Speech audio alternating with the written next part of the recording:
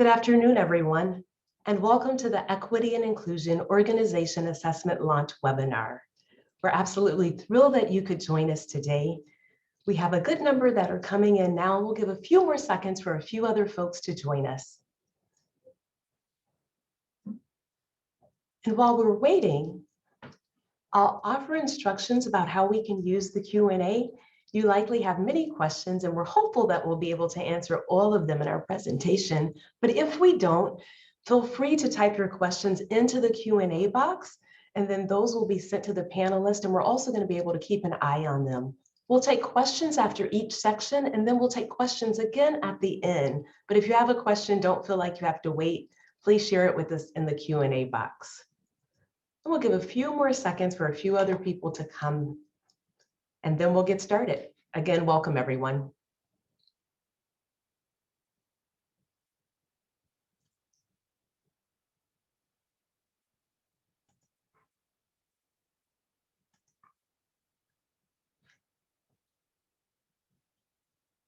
So let's go.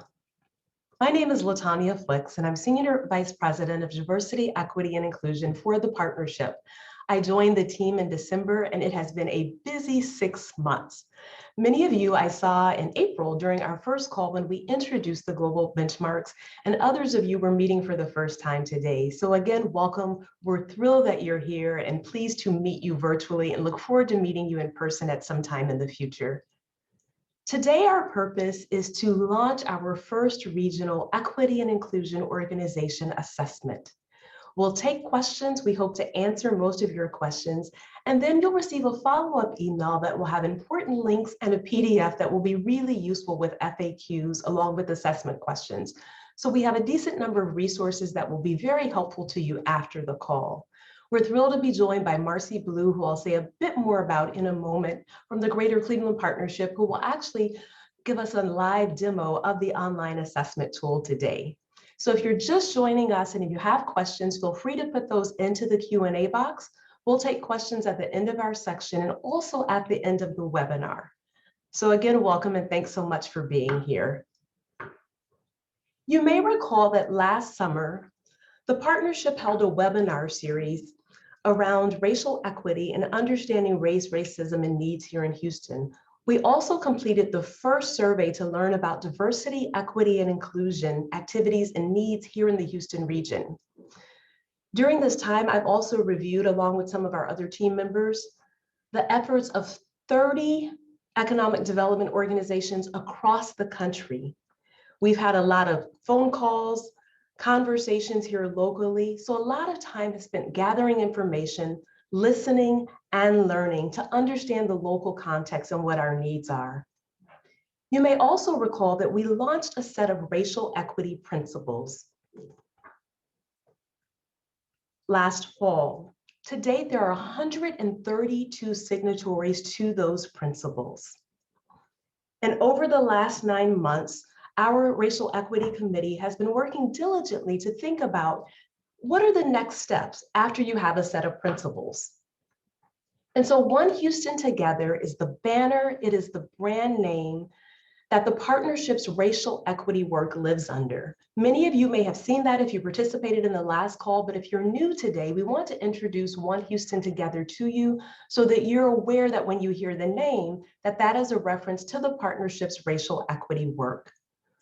So One Houston Together is the partnership's commitment. And it looks like we have, let's see. Okay. One Houston Together is our commitment to leverage the power of the business community to address racial inequity in Houston. There are really 4 pillars to this approach. And the first is that we are committing to racial equity as a business imperative for inclusive economic growth and global competitiveness. So this isn't just a nice to have, but we see it as integral and important to the future of the region. The second pillar is that we want to identify, benchmark, and track collective progress, thus the launch of this assessment in our conversation here today. Third pillar is to source, collect, and promote best practices for advancing equity and inclusion.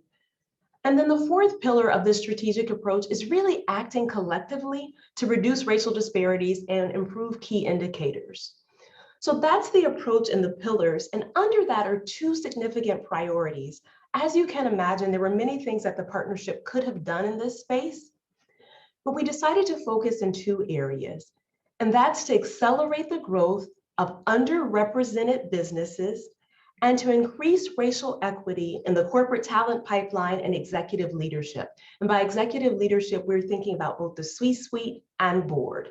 So those are the two priorities for One Houston Together. And this is the approach and how we have positioned the work within the organization. Our work is divided into phases. As you can imagine, this is a huge undertaking. And so rather than set really lofty and big goals, we're dividing the work into phases. And phase one is from April through December of 2021. And one of the early steps in this phase is really to establish a local baseline and set metrics for progress. And so we've come up with a set of initial actions to help us do that. And one of those is the assessment. Because we had really early questions about what's our starting point here in Houston and where do we already have best practices? And the survey that we conducted last year, you all had similar questions. You wanted to know where are best practices? Who's doing this well?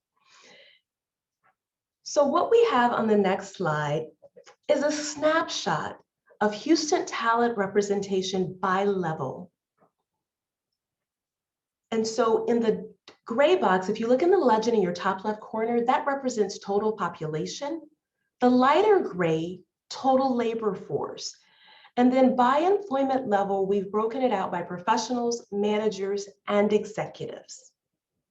And then across the bottom, you see each racial ethnic group. So Asian first, Black, Hispanic, Latinx, and then white. And I'll give you a few seconds to look at the chart.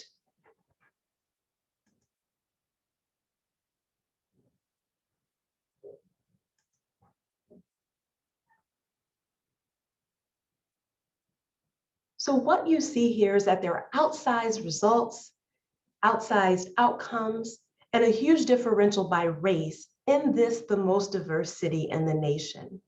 And so while we cannot draw direct correlation or even causation looking at this EEOC data alone, it does open up bigger questions about what might be happening when we think about pull through or advancement.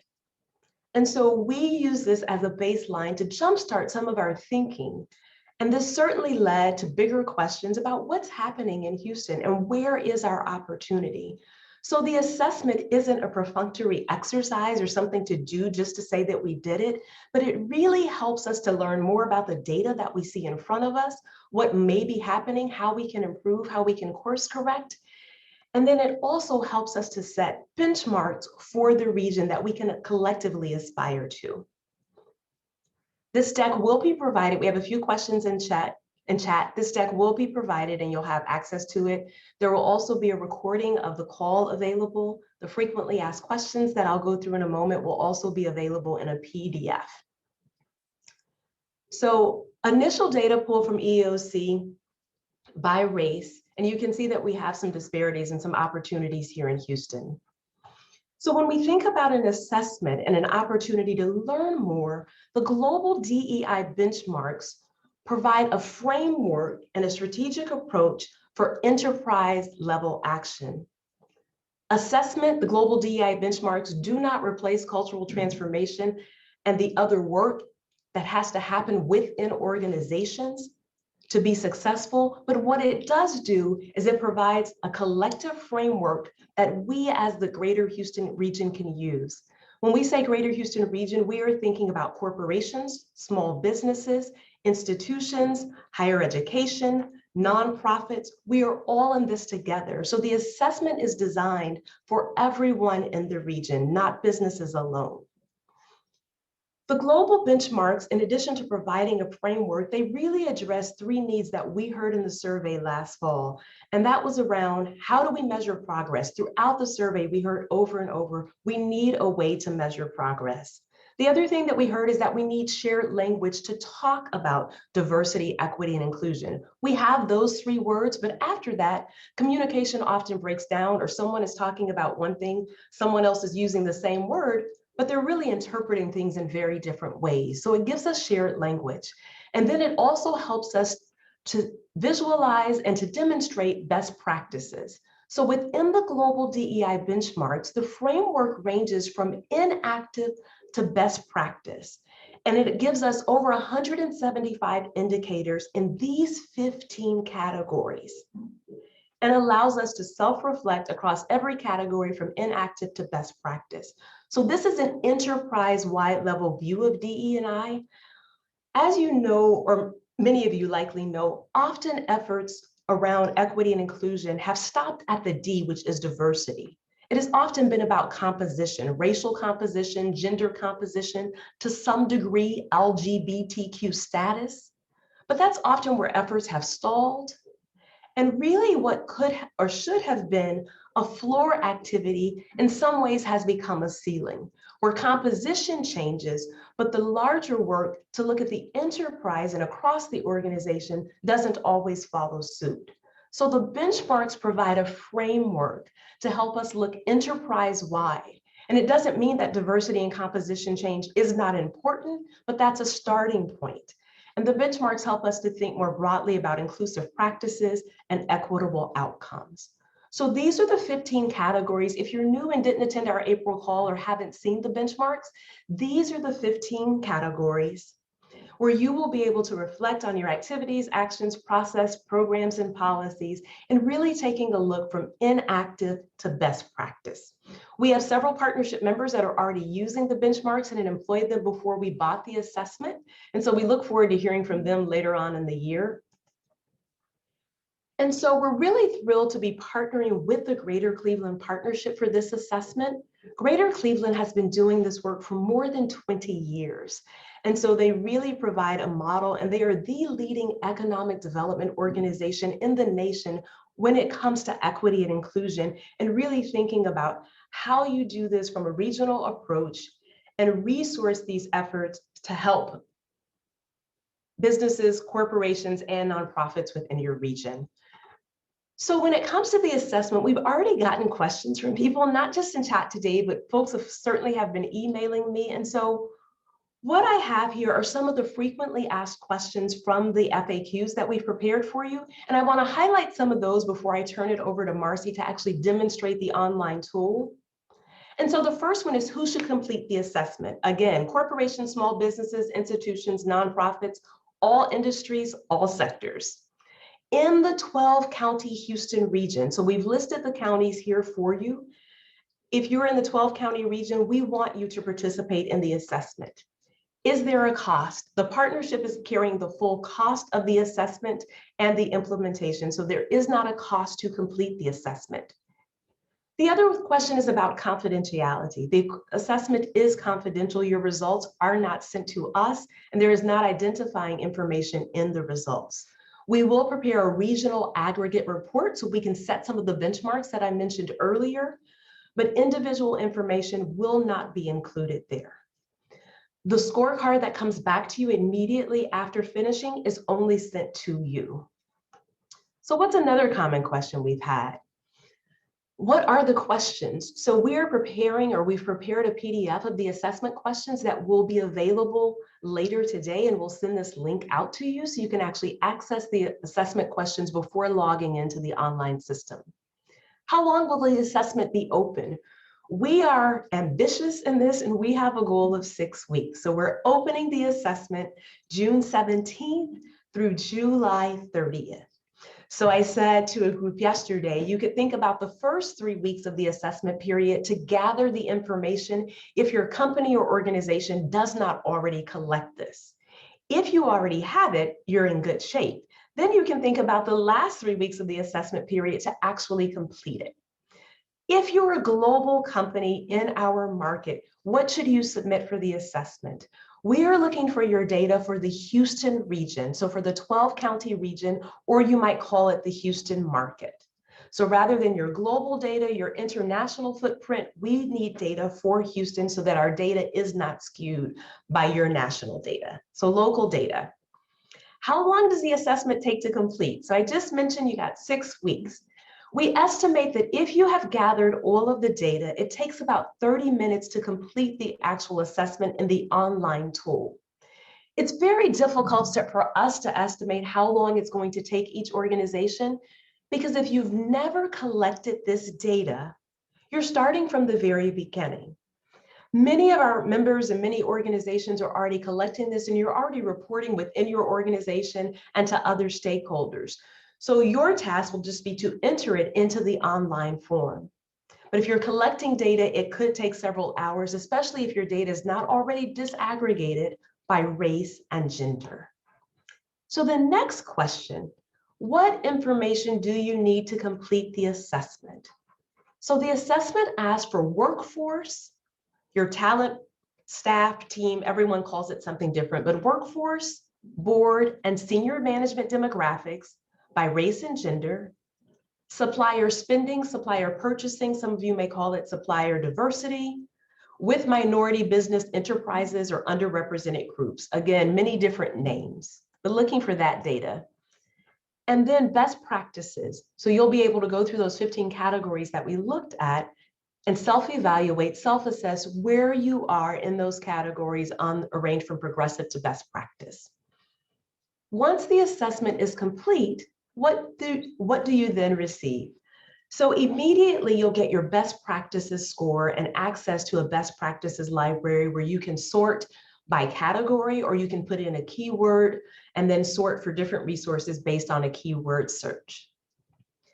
After the assessment closes on July 30th, because we know that all of us will be completed by July 30th, participants will receive an aggregate. You'll have access to the aggregate regional report with industry benchmarking and your personal, your individual, your organizational scorecard. So you get your first set of scores initially, and then you get an individual scorecard. We'll have industry benchmarking and an aggregate report. So a lot of data is here. And that's when we'll then begin a conversation regionally to talk about how can we make progress once we have data and we know our baseline. Can other people in my organization complete? What we're going to ask you for at the end of this is to tell us who in your organization is the best person to complete the assessment. We will send a password and a link to that individual. That doesn't mean that that is the only person that can complete the assessment. As you saw, there are 15 categories. So in many organizations, people will complete the assessment by division and or department. So one of the great tips that we have is to begin thinking about who should complete the assessment. If you're a smaller organization, it may be one person, it may be two. In larger global companies, there may be a team that you assemble to complete the assessment. But to begin thinking about who should complete the assessment, you will be able to share your password within your organization. So once you have the password, you can share with whoever is on the team and who's going to be entering the data for your company and for your organization. So you can share, it doesn't have to be one person. So the benchmarks provide the framework, they provide collective language, they provide a way for us to measure progress and to address concerns and needs that you all stated in the survey that we took last fall, and for the continued conversations that we've had since that time. The other thing that it helps us to do here in Houston, we would be the first major city to have a regional equity and inclusion index. And each year we would be able to take the assessment again and look at year-over-year performance to see if we are making progress on the indicators that we set for ourselves collectively. Certainly that is important and that is significant, but that is not the only significance. And this, the most diverse city in the nation, this data helps us to begin to make progress to also become the most inclusive and one of the most equitable cities. So this isn't, again, just an exercise, but an important one to begin critical work to think about how we make progress in Houston. So again, all of these frequently asked questions, plus an additional 5 or 6, are in a PDF that we will share with you. There are quite a few questions in chat, so I'm going to look at those and see in our Q&A box. Let's see. So someone asked, how do you find out if someone in your company has already submitted the assessment or is already on the list? We're going to do that work on the front end for you. So after you give us the name of the person, we will cross-check and we will reference, we will take out duplicates to be sure it is only received by one person in your company. If you say, LaTanya, we don't know if we submitted it or we're not sure, you can email me directly and we can share that information with you. But the goal and the intention is to share the password and link with one person. And then once you have it within your organization, it can be shared more broadly. At the end of this, we will put the link up to our online form where you can actually give us that information.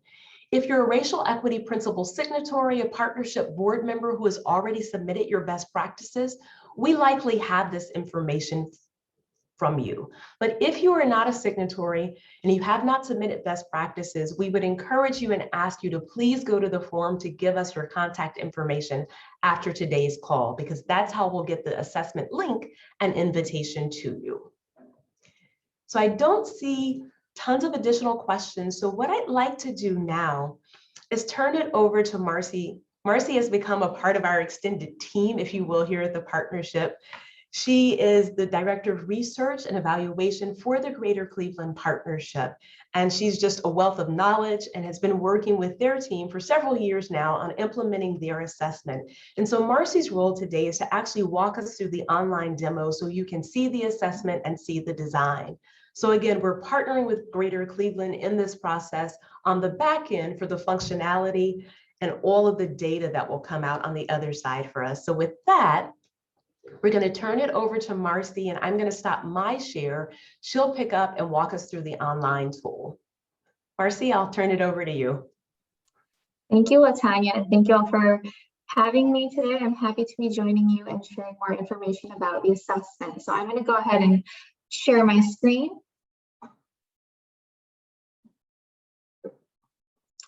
And we will get started.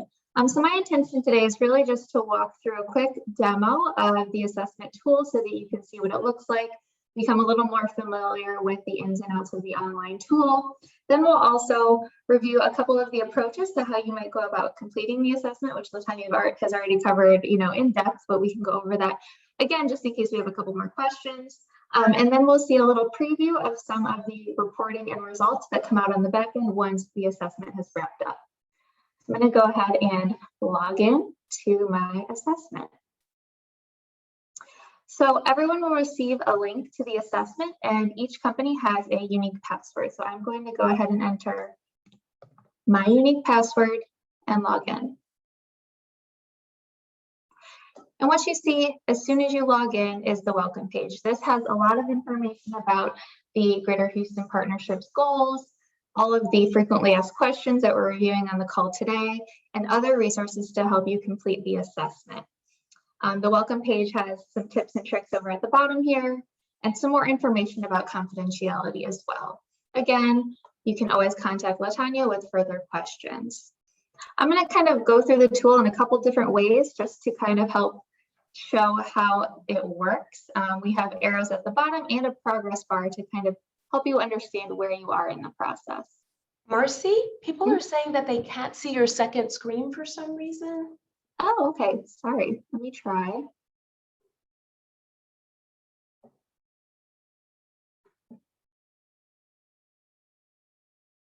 We seeing it now?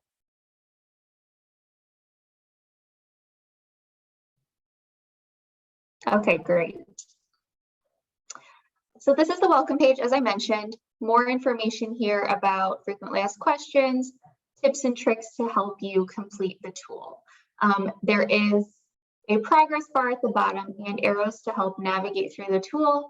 There is also a table of contents on the left, so you can always keep track of each section and where you are on the left-hand toolbar as well.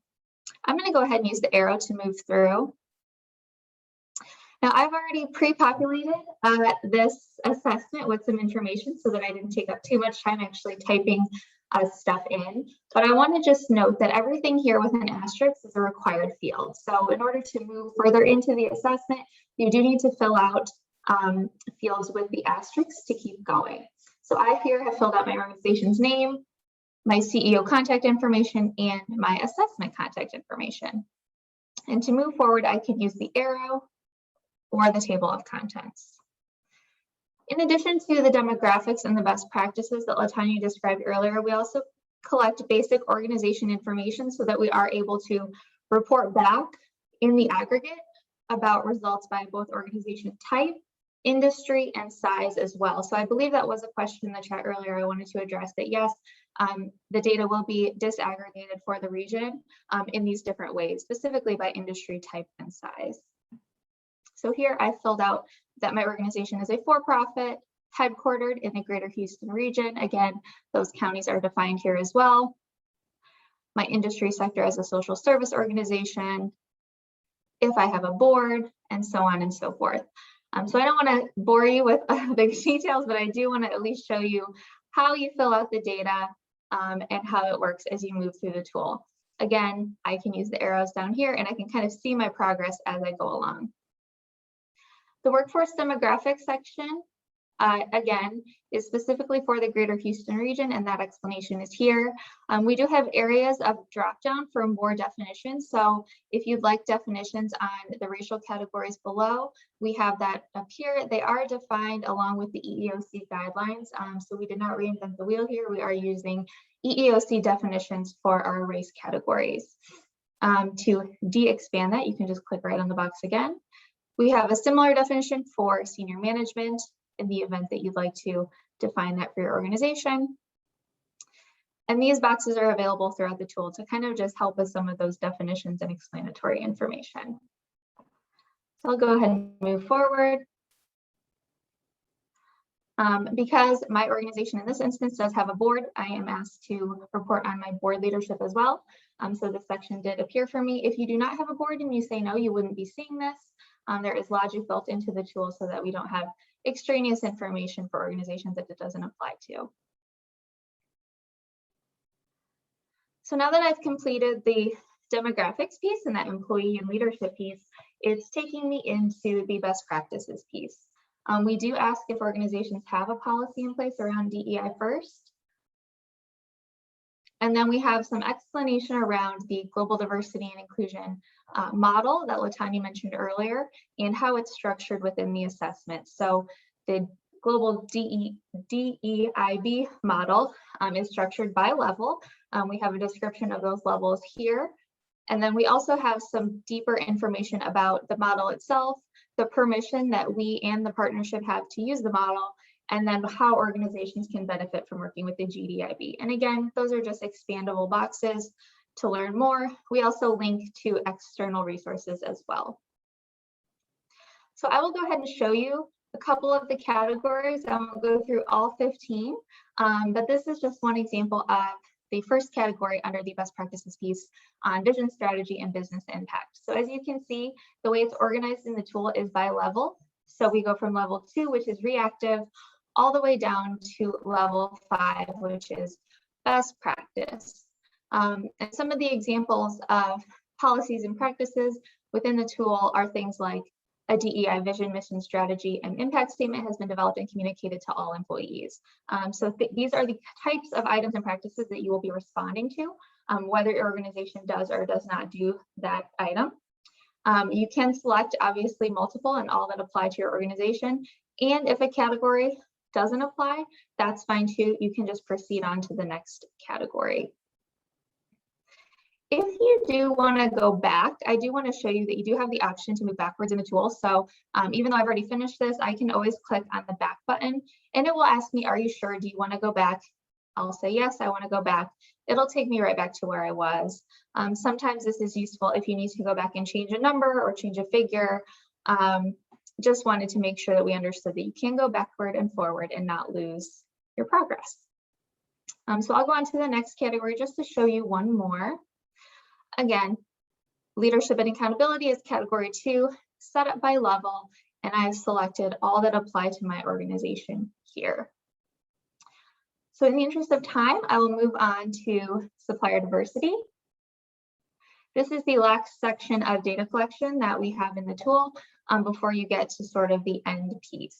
So for the supplier diversity data here, we do have a definition of a minority business enterprise if you need further definition on that. And then we have a table here where you would enter your spend for your organization and for the region, both in total and with minority-owned businesses. And then one yes or no question here about your own reporting on certifications. So I will move to the next page. And lastly, we just asked if there's any other additional information you want to share with us around your diversity, equity, and inclusion efforts that your organization is undertaking. So if you want to share your statements or policies, supports, anything that you're doing in this area, we're happy to have that information as well. And then lastly, we put a big stop sign up to make sure that if you do want to make any changes, you still have the ability to go back and do that. But once you move past this page, you have submitted your assessment and you will not be able to go back and make changes. So we try to make it as clear as possible that this is the kind of the last stop on the road before you submit your tool. So I'll just go ahead and submit this one, so you can kind of see what it looks like once you submit your assessment. So here I've received a report on my best practices, which I will also show you in the PowerPoint in 1 second. And then I have the ability to save a PDF of all of my responses. So it's on the screen here. And if I scrolled all the way down, you would see all of the questions with my answers. You could also just download it as a PDF and you'll have this entire page saved on your computer. So with that, I'm going to actually switch back to my PowerPoint.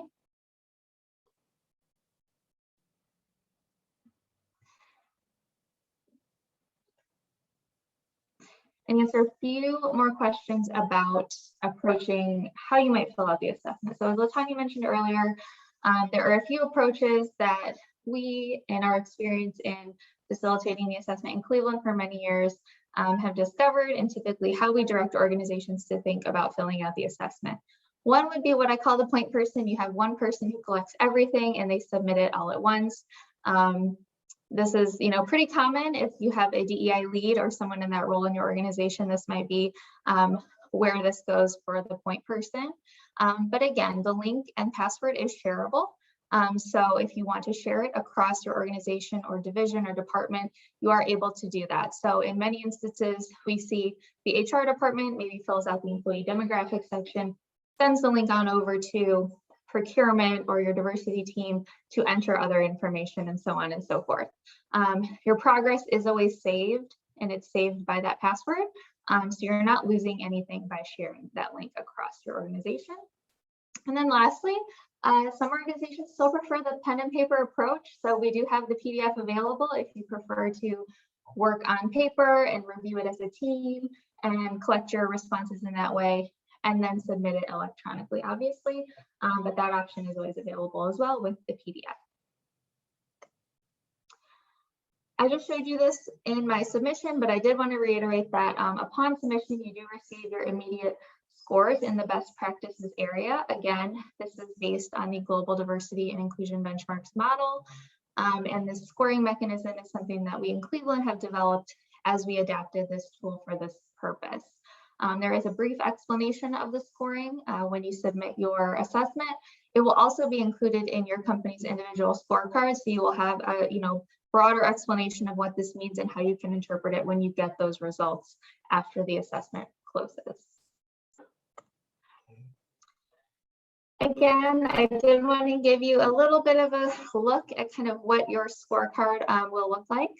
So again, each organization receives a confidential scorecard with your results for diversity amongst your workforce, senior management board, and your spend with minority-owned businesses. In this example here, for my organization, I have a couple years of data to show, but in general, you will see your results benchmarked against the aggregate. So everyone in the greater Houston region who's taken it and what those results were for the whole in comparison to your companies. You're also able to benchmark with your industry. So we found that in our experience, industry is typically where each company wants to benchmark themselves and understand what their peer organizations are doing. So we have the industry benchmarks here as well, so that you can see where your diversity numbers stack up in your industry, in addition to your best practice scores. So what are you, where are you measuring in best practices versus your industry and the whole as well? And then lastly, as I mentioned, you will always receive your best practices results by category again. And this will allow you to kind of get an idea, get a grasp on where your organization is performing very strongly and where there might be area for opportunity. And if you want to dive more deeply into those categories of other opportunities, we do have resources available, and they will be linked on the One Houston Together page. So I will go ahead and pause there so that we can get into questions and a final Q&A.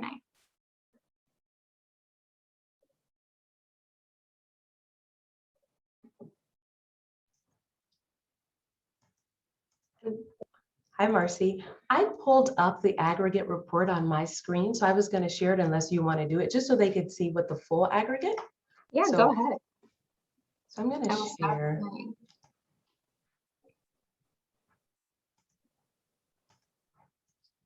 So there was a question in chat earlier about, will data be disaggregated by race? And both Marcy and I have said yes to that, but I wanted to give you a glimpse of what a regional aggregate report would look like when all of our data is rolled up together. So hopefully that's populating. Can you see? Perfect. So this is Cleveland's. Feels odd that I'm showing you this. Marcy, you want to walk them through this? Sure, I'll just describe it briefly. This is Cleveland's aggregate report from 2020. So in 2020, we had 158 organizations who participated in our greater Cleveland area assessment. And this is the aggregate report that we've created. There is a live link on our website where you can access this information, but this just kind of gives an idea of how we aggregate the data, how we look at the data by organization, identifiers, whether it's size, industry, type of organization, where they're located in terms of county and headquartered in our area. So this is just an example of what that aggregate overview looks like as opposed to your individual scorecard. And then this is the slide to someone's question. So once all of our data is rolled up, this is where the disaggregated data appears by category. And so we will also have an online tool to share results. And then we plan to have a webinar to discuss results, and then industry work groups to think about how we make progress and set benchmarks. But this gives you an idea of what happens to the data once it's received. And it goes on. And then this is across industry, by level, and race, right? So you're getting a bigger view of what we end up with. And then this is for supplier diversity and for spending. And then these are the best practices across the 15 categories. So we will have a regional score across the 15 categories. Marcy, you want to add anything there? Want me to go back? No, you're an expert now. You did it perfectly. And yes, the last page of ours, we do have historical data. We've been collecting this data for a very long time. So in terms of the diversity numbers across the workforce and leadership, and also with MBE spend, we do have some historical data. So we're able to kind of follow these trends over time and see how they may change year to year. Yes. So we will also have historical data once we have a second year. The first year, of course, will be our baseline. The other screen I want to share with you, hopefully, do you see complete this form to receive assessment access on your screen? Perfect. So this is our new Houston Area Equity and Inclusion Organization Assessment page.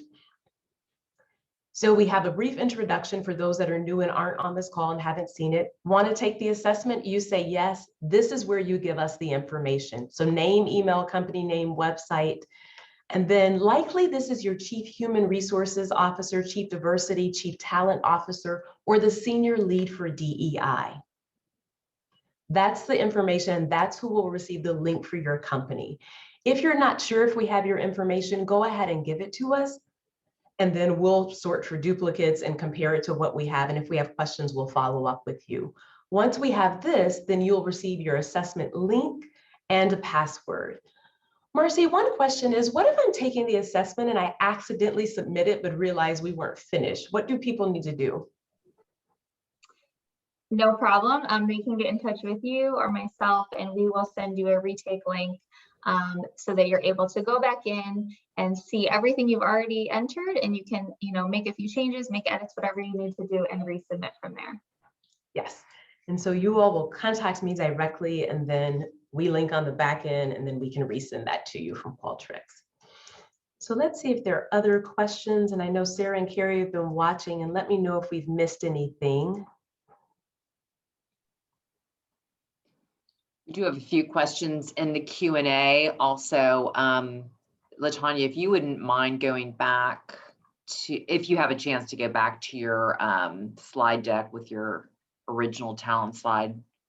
Yes, and I answered that for Thank you. Brian. Yeah, I think Brian had a question on the talent and representation data. So let's share that. And he asked, was that 80%? I sent him.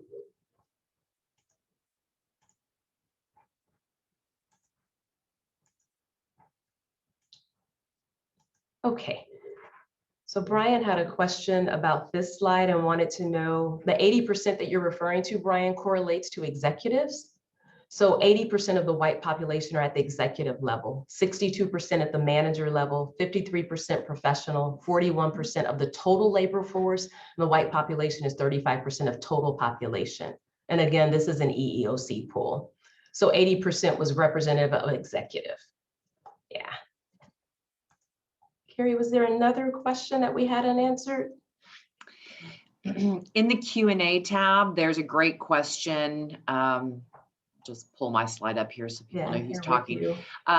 There was a great question about consultation from Luce, and she might have dropped off, I'm not sure, but will consultation be available on how we increase weak areas? I think this is a really fantastic question. And so you can imagine that that's something I get just about once a week. People are looking for consultants and support. So what we will offer, one is we're going to have a hopefully in-person gathering to review and unveil the results. We are anticipating in October at our fall summit to be able to unveil, and then have industry work groups that we will facilitate and help to stand up to have discussions about indicators that we can set. This work also ties into our higher education united with business work, in some ways a dotted line to upskill. So there are many connections.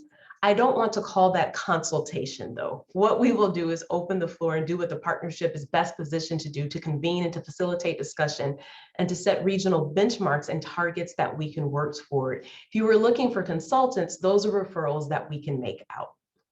Yeah. Let's see. Someone asked, how should we let you know if we have a project manager for the assessment, but a different organization lead for the best practices? Internally, decide who you want to be the key and the primary contact. And then once they have the password, you can distribute and use as needed. But give us the best contact to send the link and the password to. Let's see. I think those are most of the questions there. So the next action after this is to go to the link for DEI assessment. So it's houston.org/DEI assessment. We made it as easy as possible, and to send us your contact information for the most appropriate person within your organization. After that, you'll receive password and link. One note, we live in an automated society where people are used to instant response. There may be a lag between the time that you, not maybe, there will be a lag between the time you submit your information on the web form and us sending you your password and link. But we don't estimate that that will take more than 3 days, likely less than that. But please do give us some time because we'll send these out in batches. Our goal again is to have the assessment complete by July 30th, then to have the next 30 to 60 days to aggregate, to present that data back to our region, and then to begin some deep and serious conversations about how we make progress. In Houston, our racial equity commitment and pledge is not prescriptive. Our progress, our forward movement, our quest to become the most diverse, equitable, and inclusive city depends on us taking action. And a first step towards that goal is this assessment. I hope that you will engage with the assessment. I hope that you will tell someone else, tell a few other people in your industry, in your sector about the assessment. I hope that people will access it. If you have questions, do not hesitate to contact me. It's lflix, like Netflix, no net, @houston.org. And we're happy to answer questions. Again, the PDF of the FAQs, as well as the assessment questions, will be on the site later today. You'll also receive a follow-up email with all of the links.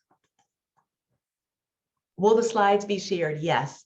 And the slides will be made available as well. So Carrie and Sarah, unless you see something hot and urgent, I'm going to go ahead and wrap us. Is that okay? Well, I do think there's a couple of questions left in the Q&A that we might want to address before we wrap up. One specifically is, do you recommend using this assessment tool but others as well for more comprehensive look?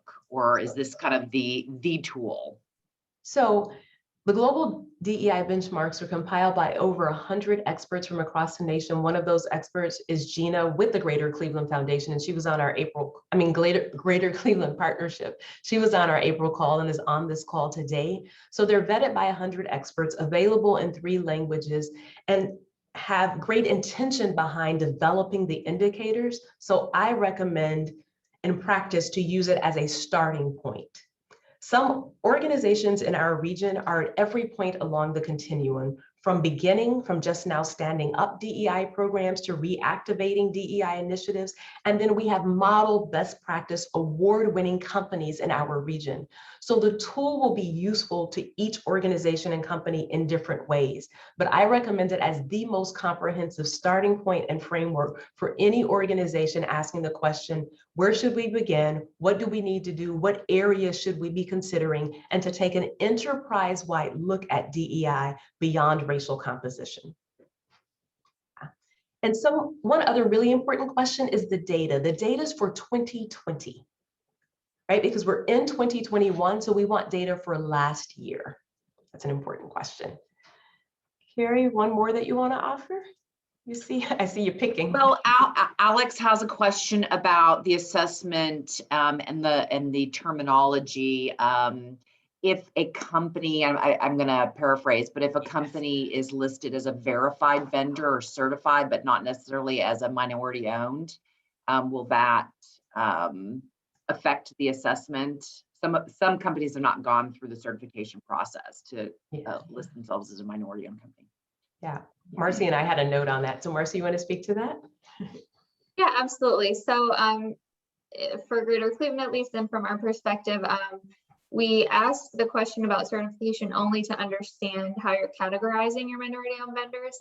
If they don't have that specific certification, but they are minority-owned, we would definitely want you to include them in your spend category. So that's our perspective on it.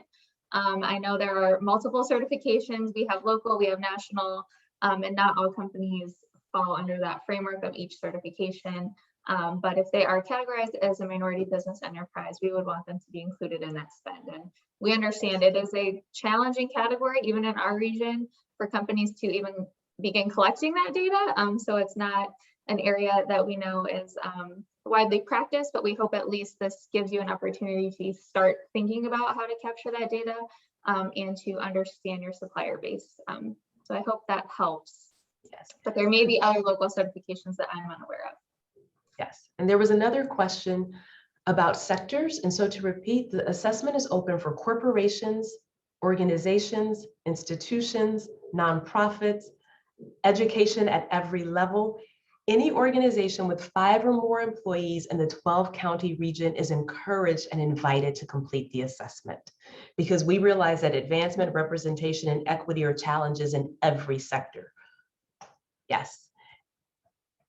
And I think I know we're over time, but you still have some questions. So if we want to let folks go, or Marcy and Latanya, what's your schedule look like, and we can close out. What we'll do is wrap. I think people will find most of their questions answered, and we're at 12:50, so we're actually 10 minutes early. We're going to give you 10 minutes back, but Most of the questions will be answered in the FAQ. We also realize that as you're going through the assessment, there is a level of subjectivity as you answer the questions, and you will see a note in the assessment that says, don't feel pressure to inflate or to overstate any outcome.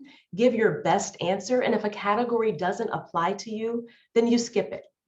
It's as simple as that. If it doesn't apply, you skip it. Yeah. So with that, thank you everyone again for being here. We know that this is an extremely busy time and it's the beginning of summer, and we don't take for granted your participation today. Thank you so much. Again, we look forward to working with you. I'm sure we'll be in contact by email. Certainly don't hesitate to reach out with questions, and we'll get this follow-up out to everyone. Houston, we have a great opportunity, and I am convinced we will rise to the occasion. So thank you for being here. Have a great day, everyone.